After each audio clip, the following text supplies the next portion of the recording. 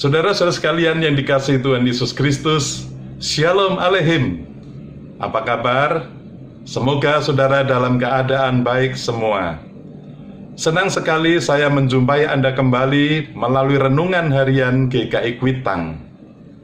Mungkin di antara Bapak, Ibu, saudara sekalian ada yang bertanya-tanya dalam hati, mengapa saya mengalami pergumulan terus-menerus, seolah-olah tidak ada hentinya? Atau ada yang mengatakan, mengapa saya mengalami persoalan yang datang silih berganti? Atau ada juga yang mengatakan, mengapa Tuhan membiarkan saya menderita, terlebih di masa-masa pandemi seperti ini? Atau ada pula saudara yang mengatakan, benarkah Tuhan menyelamatkan saya? Dan berbagai macam pertanyaan yang sejenis itu. Saudara-saudara, Rasul Paulus pun juga mengalami banyak pergumulan dan penderitaan. Namun ia tetap menunjukkan keyakinan iman yang teguh dan pengharapannya kepada Allah. Seperti yang tertulis dalam surat Roma pasal 8 ayat 18. Mari kita membacanya. Sebab aku yakin bahwa penderitaan zaman sekarang ini tidak dapat dibandingkan dengan kemuliaan yang akan dinyatakan kepada kita. Demikianlah firman Tuhan. Berbahagialah setiap orang yang mendengar firman Tuhan dan yang memeliharanya. Ayat ini ditulis oleh Rasul Paulus dalam konteks berbicara tentang hidup oleh roh. Paulus hendak meyakinkan kita, jika kita hidup oleh roh, roh Allah itu bersaksi bersama-sama dengan roh kita, bahwa kita adalah anak-anak Allah.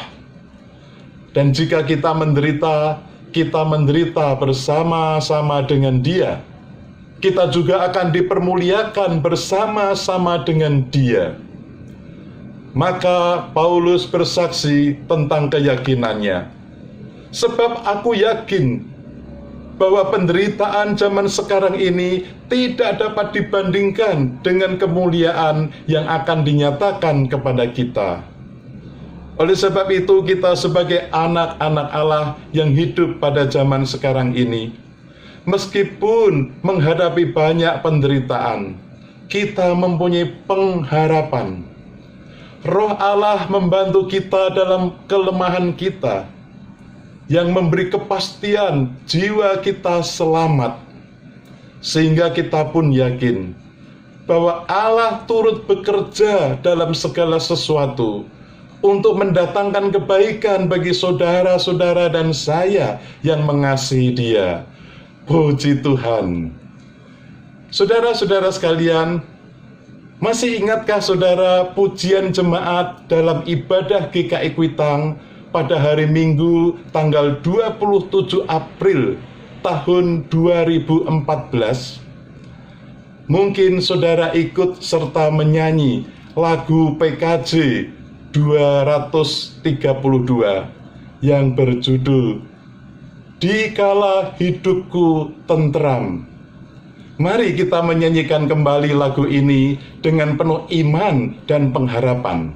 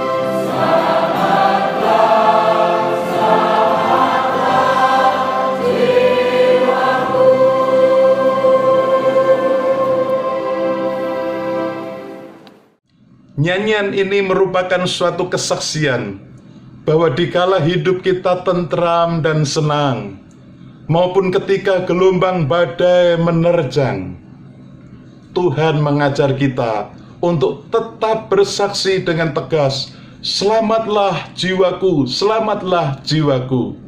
Mengapa, saudara?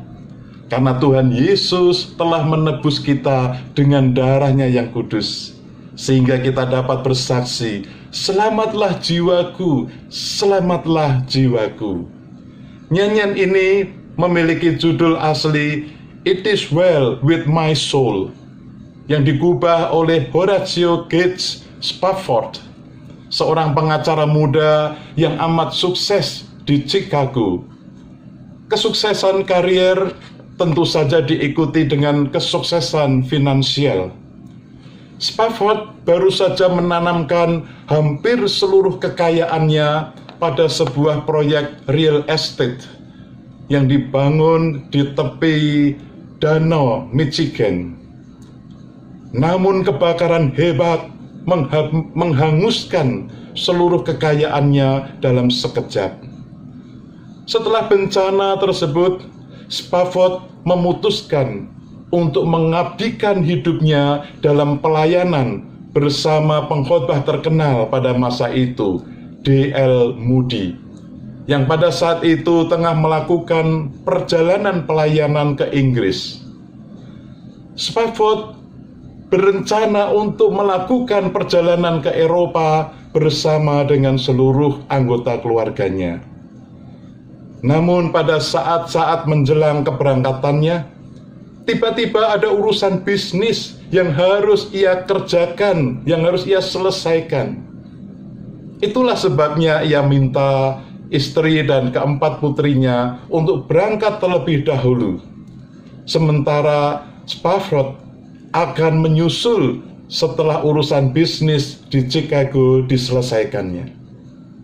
Namun pada tanggal 22 November 1873, kapal yang ditumpangi oleh istri dan keempat anaknya mengalami kecelakaan dan tenggelam ke dalam dasar laut hanya dalam waktu 12 menit. Beberapa hari setelah peristiwa itu, para penumpang yang selamat berhasil mendarat di Cardiff, Wales, Inggris. Istri Spafford mengirimkan telegram kepada suaminya di Chicago yang isinya mengatakan, "Safe alone," selamat seorang diri. Maksudnya bahwa hanya dia yang selamat, keempat putrinya meninggal tenggelam dalam kecelakaan tersebut. Dengan hati dan perasaan yang sangat terluka, Spafford segera menyusul ke Inggris.